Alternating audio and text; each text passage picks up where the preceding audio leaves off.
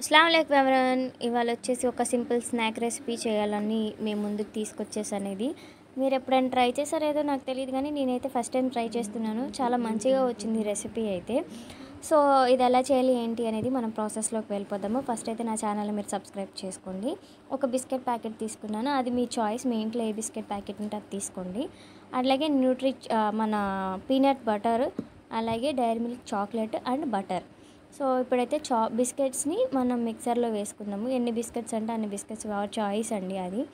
ఈ మిక్సర్లో వేసుకొని మనం ఒకసారి గ్రైండ్ చేసుకున్నాం, పౌడర్ లాగా గ్రైండ్ చేసుకోవాలి దీన్ని.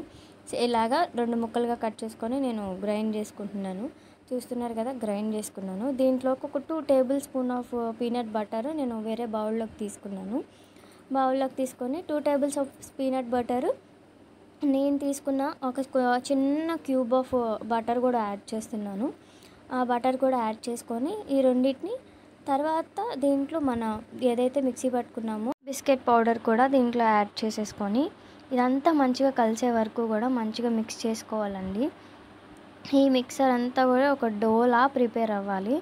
ఈ డో ప్రిపేర్ అయిన తర్వాత మనము మీ దగ్గర ఏమైనా అంటే మోల్డ్స్ ఉంటే మోల్డ్స్లో వీటిని పెట్టుకోవచ్చు. నా దగ్గర ప్లేట్స్ ఉన్నాయి, మంచిగా రౌండ్ ప్లేట్స్.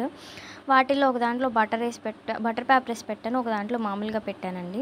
చాక్లెట్ అయితే నేను డైరీ మిల్క్ తీసుకున్నాను కాబట్టి Dairy Milk chocolate already melt అయిపోయింది బయట పెట్టగానే ఎండకి. దీని మీద నేను దీన్ని ఫ్రీజ్ చేసుకున్నాను. ఆ తర్వాత దీని మీద చాక్లెట్ అప్లై చేశాను. మళ్ళీ ఒక హాఫ్ అన్ అవర్ ఫ్రీజ్ చేసుకున్నాను.